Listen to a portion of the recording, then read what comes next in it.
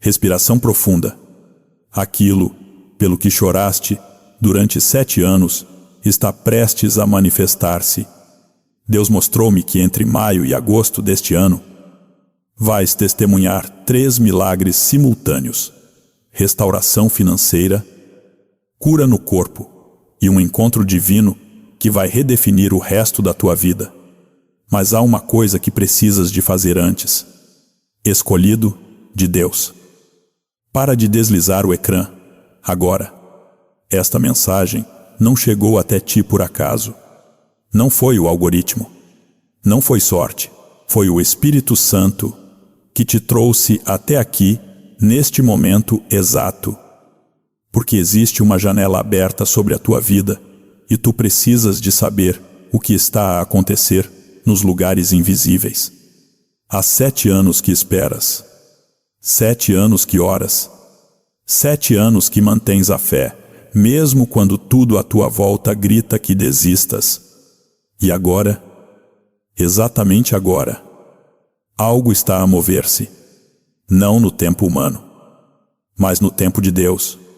A escassez que te cercou durante este tempo não foi abandono. Foi preparação. O silêncio que ouviste não foi rejeição. Foi proteção. E aquilo que está prestes a chegar à tua vida é tão grande que tu precisavas destes 7 anos para te tornares na pessoa capaz de carregar a bênção sem que ela te destrua. Se ficares comigo até ao fim desta mensagem, vais compreender 3 coisas. Primeiro, por que é que a tua espera teve exatamente esta duração? Segundo, qual é a única coisa que pode bloquear o que Deus já liberou para ti? E terceiro, o que fazer nos próximos 7 dias para te alinhares com o que o céu já assinou? Antes de continuar, preciso que faças algo comigo agora. Escreve 777 nos comentários. Não como superstição, mas como declaração de fé. Escreve: eu recebo esta palavra. Escreve isso agora. Porque quando declaras com a tua boca aquilo que o Espírito já confirmou no teu espírito, algo muda na atmosfera espiritual à tua volta. E se esta mensagem tocou algo dentro de ti, deixa um gosto. Subscreve este canal e partilha este vídeo com alguém que também está a atravessar uma estação de escassez. Talvez não saibas, mas ao partilhares, esta palavra pode ser o instrumento que Deus vai usar para tirar alguém do vale. A tua obediência pode salvar uma vida. A tua partilha pode ser a resposta à oração de alguém que está a um passo de desistir. Faz isso agora. E depois, volta aqui, porque o que vem a seguir vai mudar a forma como entendes tudo o que passaste. Durante 7 anos, viveste numa estação de escassez. Não apenas financeira, embora o dinheiro tenha sido escasso. Não apenas relacional, embora tenhas perdido pessoas que pensavas que ficariam. Não apenas emocional, embora tenhas chorado sozinho mais noites do que consegues contar. Foi uma escassez multidimensional. Escassez de reconhecimento. Escassez de portas abertas. Escassez de respostas. Escassez de sinais. E durante todo este tempo, tu fizeste algo extraordinário, continuaste a acreditar. Não perfeitamente. Houve dias em que duvidaste. Houve noites em que gritaste com Deus. Houve manhãs em que acordaste e pensaste que não conseguirias aguentar mais um dia. Mas continuaste. E isso, escolhido. Isso é fé verdadeira? Porque fé não é ausência de dúvida. Fé é continuar a caminhar quando a dúvida grita no teu ouvido. Agora preciso que entendas algo que vai reorganizar toda a narrativa da tua vida. A escassez não foi castigo. Foi estratégia divina. Deus não te deixou na escassez porque estava zangado contigo. Deus permitiu a escassez porque estava a preparar-te para a abundância. E há uma diferença brutal entre estas duas realidades. Deixa-me explicar-te o que acontece espiritualmente durante uma estação de escassez prolongada, quando Deus quer levar-te para um novo nível de autoridade espiritual, de impacto, de responsabilidade, de influência. Ele precisa primeiro de desfazer dentro de ti tudo aquilo que não vai sobreviver à pressão desse novo nível. Pensa comigo. Se Deus te der uma plataforma grande antes de Ele tratar o teu ego, a plataforma vai destruir-te. Se Deus te der dinheiro abundante antes de Ele tratar a tua relação com o dinheiro vai escravizar-te. Se Deus te der o relacionamento que desejas antes de Ele curar as tuas feridas de abandono, vais destruir esse relacionamento com a tua insegurança. A escassez é a sala de cirurgia de Deus. É dolorosa, é solitária, é longa, mas é necessária. É tu, escolhido. Estiveste nessa sala durante 7 anos, não porque Deus se esqueceu de ti, mas porque o que Ele está prestes a fazer contigo exige um nível de maturidade, de caráter, de estabilidade interior que só se forma no deserto. Há um padrão bíblico que se repete constantemente nas Escrituras e que ilumina perfeitamente o que estás a viver. Pensa em José. Vendido como escravo aos 17 anos, levado para o Egito, trabalhou fielmente na casa de Potifar. Foi falsamente acusado e atirado para a prisão. Interpretou os sonhos do copeiro e do padeiro. O copeiro prometeu lembrar-se dele, mas esqueceu-se. E José ficou na prisão mais 2 anos completos. No total, 13 anos, entre a escravidão e a prisão antes de se tornar governador do Egito. 13 anos de escassez. 13 anos de injustiça. 13 anos de espera. Mas quando Faraó finalmente o chamou, José não saiu da prisão como escravo. Saiu como primeiro-ministro de uma nação num único dia. Tudo mudou, porque Deus não estava atrasado. Deus estava a cronometrar. Deus estava a preparar simultaneamente o homem e o momento. E quando ambos estavam prontos, a transição foi instantânea, como nos lembra o livro de Gênesis, capítulo 41. Versículo 14. Faraó mandou chamar José, e fizeram-no sair logo da prisão. Logo, numa palavra, está a resposta para a tua espera. Quando chega o tempo de Deus, não há processo lento, é logo. Agora aplica isto à tua vida. Durante 7 anos, estiveste num lugar de escassez, mas não estavas abandonado. Estavas a ser preparado. E o que está prestes a acontecer na tua vida não vai ser gradual, vai ser logo. Vais acordar numa manhã e algo que tentaste durante anos sem sucesso vai alinhar-se numa semana. Vais receber uma chamada, e-mail, uma mensagem que vai mudar tudo. Vais entrar numa sala e conhecer a pessoa que Deus já designou para abrir a porta que ninguém conseguiu abrir. E vais olhar para trás e perceber tudo fez sentido. O atraso fez sentido. A escassez fez sentido. A solidão fez sentido. Porque se tivesses recebido isto há 7 anos, não estarias pronto. Mas agora estás. Agora o teu caráter foi testado. Agora a tua fé foi refinada. Agora a tua humildade foi consolidada. Agora a tua dependência de Deus é real, não teórica. E é por isso que Deus pode confiar-te aquilo que vem a seguir. Mas há algo que preciso de te dizer e que vai soar duro. Mas é verdade libertadora. A única coisa que pode bloquear o que Deus já liberou para ti és tu mesmo. Não o inimigo. Não as pessoas. Não as circunstâncias. Tu. E deixa-me ser muito específico sobre como isso acontece. Há um padrão psicológico chamado dissonância cognitiva que se instala em pessoas que viveram muito tempo em escassez. É isto: durante 7 anos, adaptaste-te à escassez. Criaste mecanismos de sobrevivência. Aprendeste a viver com menos. Convenceste-te de que não precisas de muito. Fizeste as pazes com a falta. E agora, quando a abundância está prestes a chegar, há uma parte de ti que tem medo dela. Medo de perder o controle. Medo de não saber gerir. Medo de que as pessoas mudem contigo. Medo de que a bênção te afaste de Deus. E esse medo, se não for confrontado, pode fazer-te sabotar inconscientemente aquilo que Deus está a tentar dar-te. C.S. Lewis escreveu em Cartas de um Diabo a seu Aprendiz algo profundamente revelador.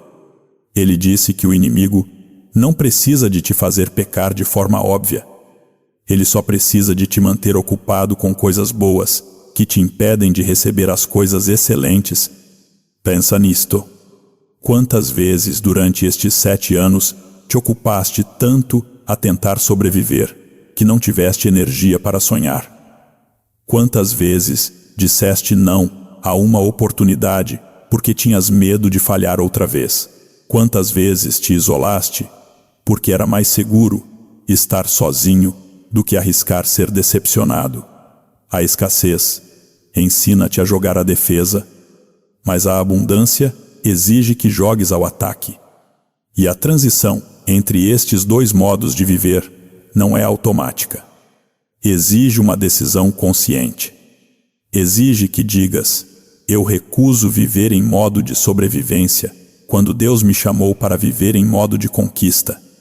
Agora vou falar-te de algo que está a acontecer agora mesmo na tua vida e que tu talvez não estejas a ver claramente.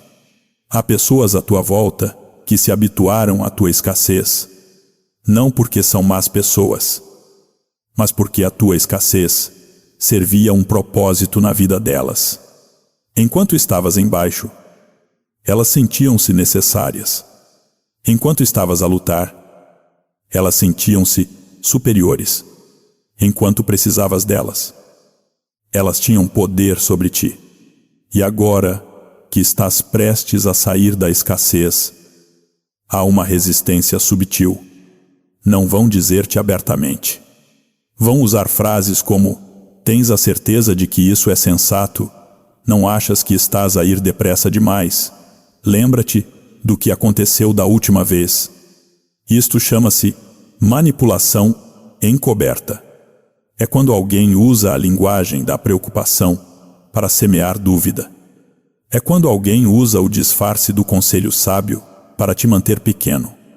E tu precisas de discernir isto com clareza.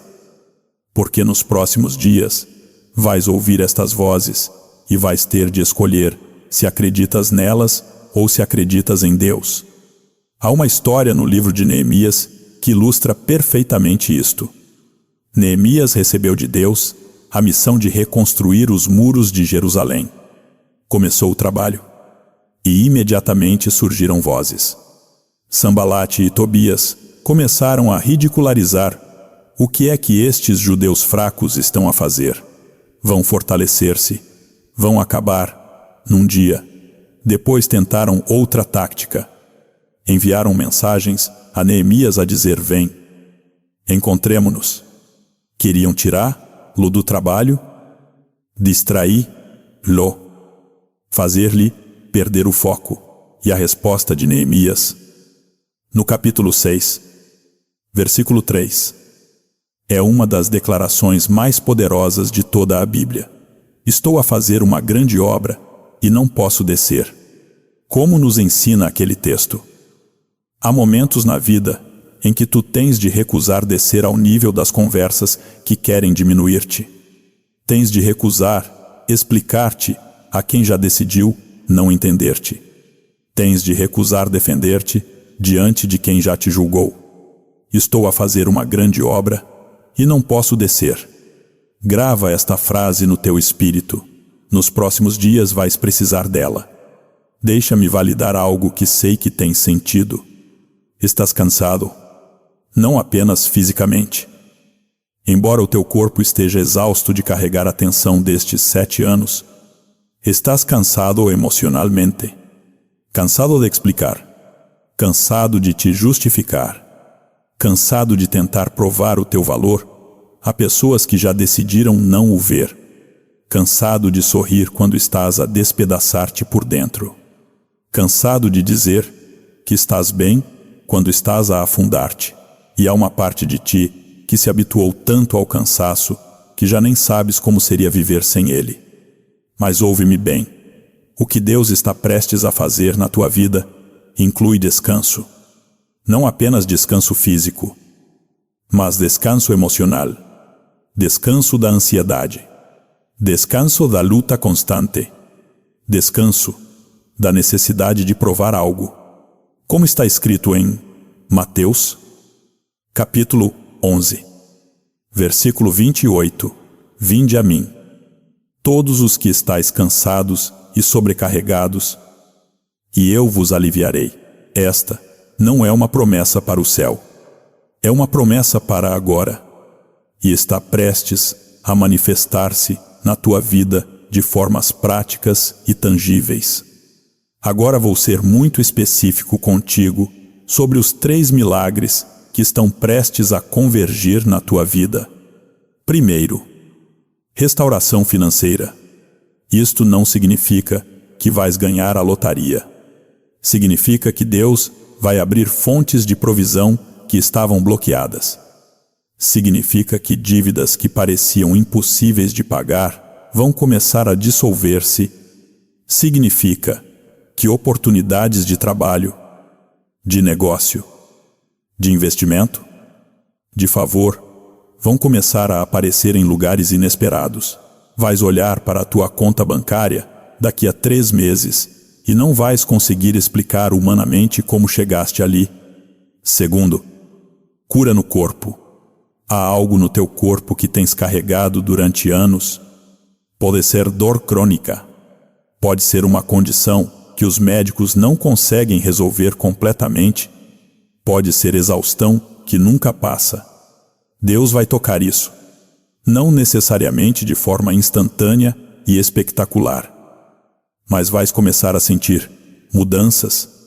Vais acordar uma manhã e perceber que a dor diminuiu. Vais fazer exames e os resultados vão surpreender os médicos. Vais ter energia que não tinhas há anos. Terceiro, um encontro divino. Vais conhecer alguém. Pode ser numa situação profissional, pode ser numa situação social, pode ser numa situação completamente inesperada. Mas essa pessoa vai carregar uma peça da tua promessa. Vai abrir uma porta.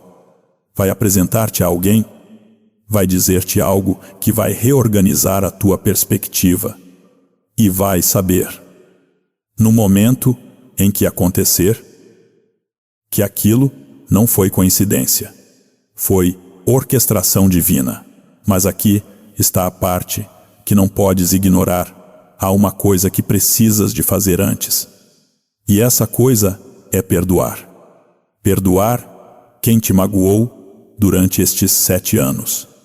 Perdoar quem te abandonou quando precisavas de apoio. Perdoar quem falou mal de ti. Perdoar quem duvidou de ti.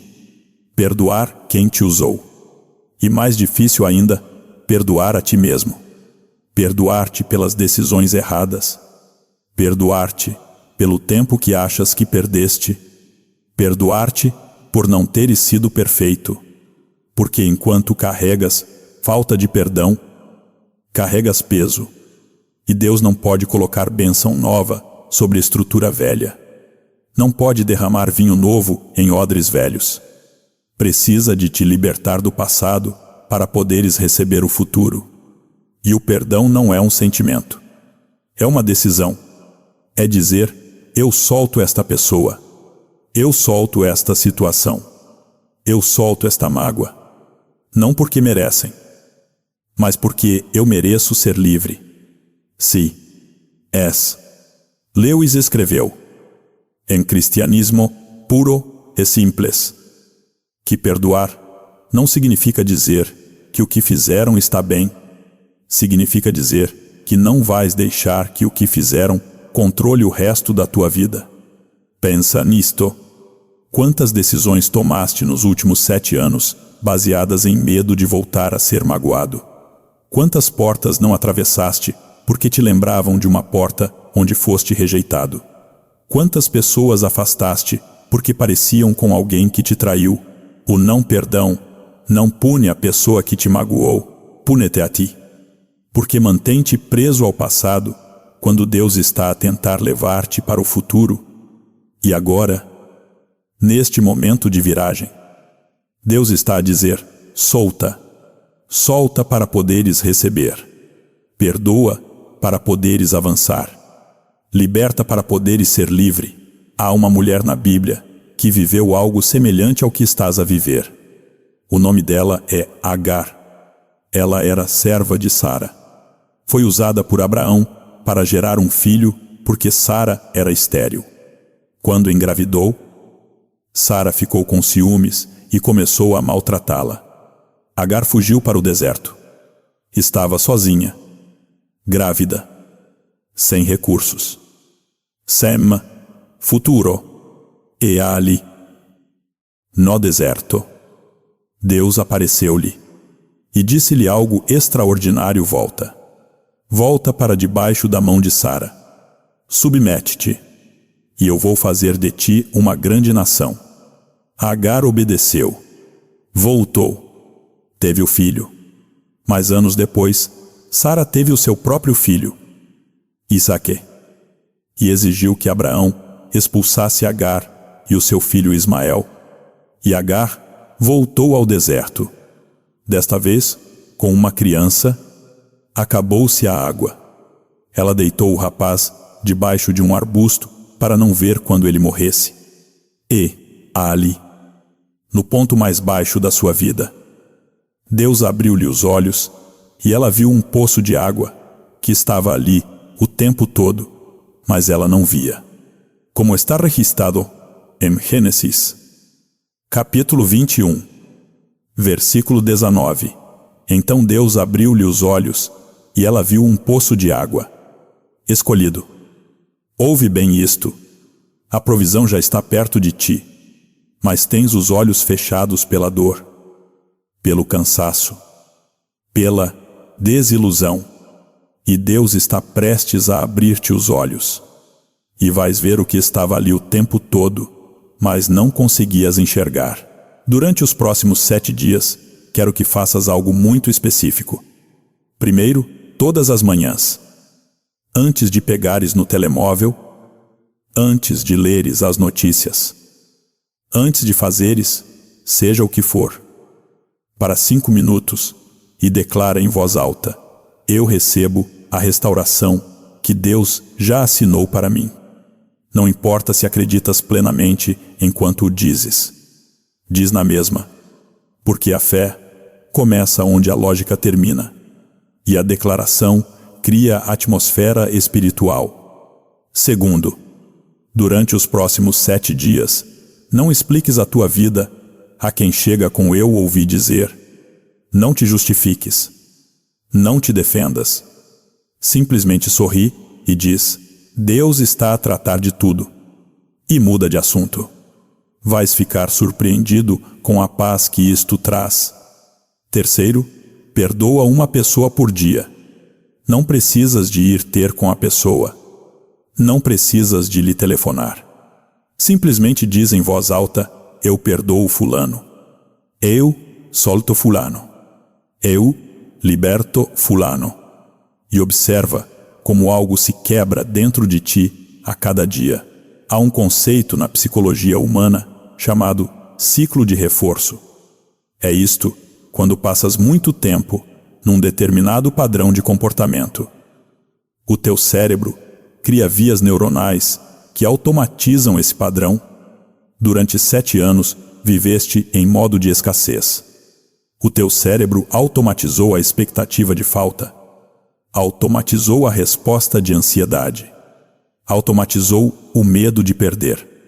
E agora, mesmo quando a abundância está a chegar, o teu cérebro vai tentar puxar-te de volta para o padrão antigo, porque é o que conhece. É por isso que precisas de microcompromissos diários. Pequenas ações concretas que treinam o teu cérebro para um novo padrão. Declaração matinal. Recusa de justificação. Perdão diário. São pequenos, mas são poderosos, porque não estás apenas a mudar o teu comportamento, estás a rewire o teu cérebro. Estás a criar novas vias neuronais. Estás a ensinar o teu sistema nervoso a viver em abundância. Agora preciso de te falar sobre algo que vai acontecer nos próximos dias e que pode confundir-te se não estiveres preparado.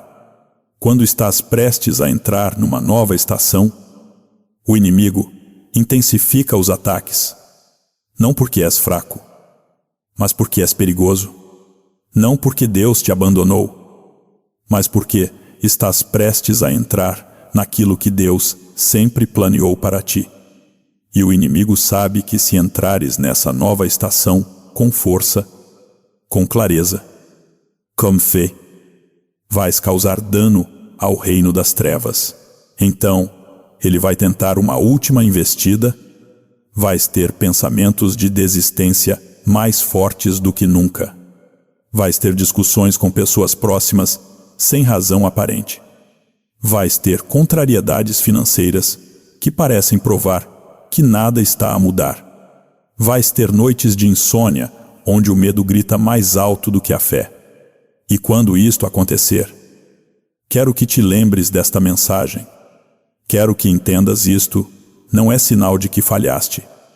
É sinal de que estás perto. É sinal de que estás a incomodar. É sinal de que o inimigo está desesperado. Como nos ensina o livro de Josué, capítulo 3, versículos 14 a 16. Quando o povo de Israel estava prestes a atravessar o rio Jordão para entrar na terra prometida, os sacerdotes tiveram de colocar os pés na água antes do rio parar de correr. Não depois. Antes, tiveram de dar o passo de fé enquanto o rio ainda estava a correr. E só quando os seus pés tocaram a água é que o rio parou e o caminho se abriu. Escolhido. Estás, nesse momento agora, Deus está a pedir-te que coloques os pés na água enquanto o rio ainda corre. Está a pedir-te que ages em fé antes de veres a evidência completa. Está a pedir-te que declares vitória antes da batalha estar ganha. Está a pedir-te que vivas como se a promessa já se tivesse manifestado, mesmo enquanto ainda esperas pela manifestação completa. E quando deres esse passo, quando colocares os pés na água, o rio vai parar. As circunstâncias vão alinhar-se. As portas vão abrir-se. As pessoas vão aparecer. Tudo vai mudar. Quero que entendas algo profundo sobre o número 7. Na Bíblia, 7 é o número da completude. 7 dias da criação. 7 voltas em redor de Jericó. 7 mergulhos de Naamã no Rio Jordão. 7 anos de fartura antes de 7 anos de fome no Egito. Quando Deus opera em ciclos de 7, está a dizer: este é um ciclo completo. Este é um processo terminado. Esta é uma lição aprendida. Tu não passaste 7 anos em escassez ao acaso, passaste 7 anos porque era o tempo necessário para completar o trabalho que Deus precisava de fazer em ti. E agora que o 7 terminou, começa o 8. E 8, na simbologia bíblica, é o número do novo começo. 8 pessoas na Arca de Noé começaram uma nova humanidade. A circuncisão era feita ao 8º dia, como sinal de nova aliança. Jesus ressuscitou no 8º dia. contando a partir do domingo de Ramos, escolhido. Estás a entrar no teu 8, estás a entrar no teu novo começo, e desta vez não vais entrar em modo de sobrevivência. Vais entrar em modo de governo. Há mais uma história que preciso de partilhar contigo, porque sei que há uma pergunta que tens feito a Deus repetidamente. Por que eu? Por que é que tive de passar por isto? Por que é que outras pessoas parecem ter tudo fácil, enquanto eu tive de lutar por cada centímetro? A resposta está no livro de Job. Job era um homem justo. Temia a Deus e desviava-se do mal. Tinha família, riqueza, saúde, reputação, e num único dia perdeu tudo. Os filhos morreram. Os bens foram destruídos. O corpo cobriu-se de feridas. A mulher disse-lhe: amaldiçoa a Deus e morre. Os amigos acusaram-no de pecado secreto. E Job ficou ali, no meio das cinzas, sem entender por quê. Durante 37 capítulos, Job e os seus amigos discutem, questionam, acusam, defendem. E no final, Deus aparece. E não explica por quê. Apenas mostra a Job quem ele é. Mostra a sua grandeza, a sua soberania, a sua sabedoria. E Job percebe: eu não preciso de entender tudo. Preciso de confiar naquele que entende tudo. E no capítulo 42, Deus restaura Job. Dá-lhe o dobro de tudo o que tinha perdido. E o texto diz algo extraordinário no versículo 12. Assim abençoou o Senhor o último estado de Job mais do que o primeiro. O último estado, não o estado inicial. O estado depois do sofrimento, o estado depois da perda, o estado depois da espera. Esse estado foi mais abençoado do que o primeiro. Por quê? Porque agora Job conhecia Deus de uma forma que nunca teria conhecido sem o deserto. Escolhido, o teu último estado vai ser mais abençoado do que o teu primeiro. Não porque o primeiro era mau, mas porque o que vem a seguir vai ser construído sobre alicerces que só o deserto consegue criar. Vai ser construído sobre fé testada, caráter refinado, dependência genuína de Deus. E isso é precioso. Isso é raro. Isso tem valor eterno. As pessoas vão olhar para a tua vida daqui a 1 ano e vão perguntar: como é que fizeste isto? Como é que saíste de onde estavas e chegaste onde estás? E tu vais sorrir, porque vais saber que não foste tu, foi Deus. E toda a glória vai ser dele. E isso, escolhido. Isso é liberdade, porque quando a glória é dele, a pressão não é tua. Quando o crédito é dele, o peso não é teu. Quando a responsabilidade é dele, a ansiedade não é tua. Tu apenas obedeces. Tu apenas confias. Tu apenas caminhas e ele faz o resto, Pai Celestial. Venho diante de ti, agora levantar este filho. Esta filha que está a ouvir esta palavra. Senhor, tu conheces cada lágrima que derramou nestes 7 anos. Tu recolheste cada lágrima num odre, como nos prometes no Salmo 56. Nenhuma lágrima foi desperdiçada. Nenhuma dor foi em vão. E agora, Senhor, neste momento, eu decreto sobre esta vida: a estação de escassez terminou. O tempo de semeadura em pranto terminou. Chegou o tempo de colheita em júbilo. Senhor, toca o corpo desta pessoa agora. Onde há dor, traz cura. Onde há cansaço, traz renovação de forças. Onde há doença, traz saúde. Senhor, abre as portas financeiras que o inimigo fechou. Quebra as maldições de pobreza que foram lançadas sobre esta família. Liberta favor. Liberta oportunidades. Liberta conexões divinas. Senhor, levanta o nome desta pessoa diante de ti. Tu prometeste que restaurarias o que os gafanhotos comeram. Cumpre essa promessa agora. Restaura o tempo. Restaura a reputação. Restaura os relacionamentos que precisam de ser restaurados e aqueles que precisam de terminar. Dá sabedoria e coragem para encerrar com paz. Senhor, liberta sobre esta vida descanso. Descanso emocional. Descanso mental. Descanso espiritual. Que esta pessoa possa dormir em paz, sabendo que tu estás no controle. Senhor, prepara esta pessoa para o encontro divino que estás a orquestrar. Torna o coração receptivo. Aguça o discernimento. E quando essa pessoa aparecer, que haja reconhecimento imediato no espírito.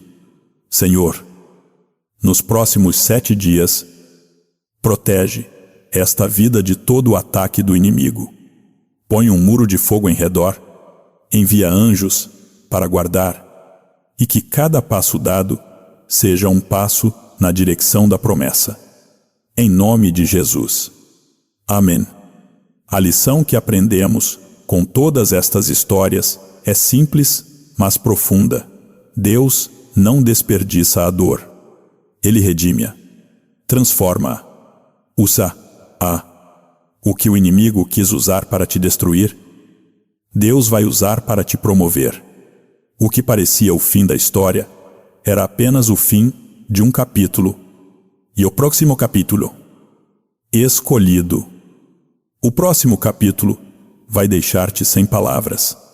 Porque Deus não é apenas um Deus de restauração, é um Deus de multiplicação. Ele não devolve apenas o que perdeste, dá-te mais do que alguma vez tiveste. Agora preciso que respondas a uma última pergunta. É uma pergunta direta e só tu sabes a resposta. Estás pronto para deixar ir a identidade de vítima e assumir a identidade de vencedor? Porque não podes carregar as duas. Não podes viver na nova estação com a mentalidade da estação antiga. Não podes entrar na abundância com a identidade da escassez. Tens de escolher. E a escolha não é fácil. Porque, durante 7 anos, a identidade de vítima protegeu-te. Justificou os teus fracassos. Explicou as tuas limitações. Deu-te uma narrativa para a dor. Mas agora, essa identidade é uma prisão. E Deus está a oferecer-te a chave. A pergunta é: vais usá-la? Vais sair? Vais escolher ser quem Deus diz que és, em vez de quem a dor te convenceu que eras? Escreve nos comentários: eu escolho a identidade de vencedor. Escreve 777. Escreve: a minha época de escassez acabou. Escreve isso agora. Porque quando declaras, algo muda. Quando escreves, estás a comprometer-te, estás a profetizar sobre a tua própria vida. Se esta mensagem tocou algo dentro de ti, não aguardes só para ti. Deixa um gosto neste vídeo. Subscreve este canal, porque vou continuar a trazer palavras proféticas que alimentam a tua fé. E partilha este vídeo com alguém que está numa estação de escassez. Talvez seja um familiar. Talvez seja um colega de trabalho. Talvez seja alguém que nem conheces bem. Mas o Espírito Santo colocou no teu coração agora. Partilha, porque a tua obediência pode mudar uma vida. A tua partilha pode ser a palavra que alguém precisava de ouvir antes de desistir. Escolhido. Olha para mim agora. A tua época de escassez acabou. O que vem a seguir vai redefinir tudo. Recebe, acredita e prepara-te. Porque Deus não te trouxe até aqui para te deixar aqui. Ele trouxe-te até aqui para te lançar daqui. E o lançamento já começou.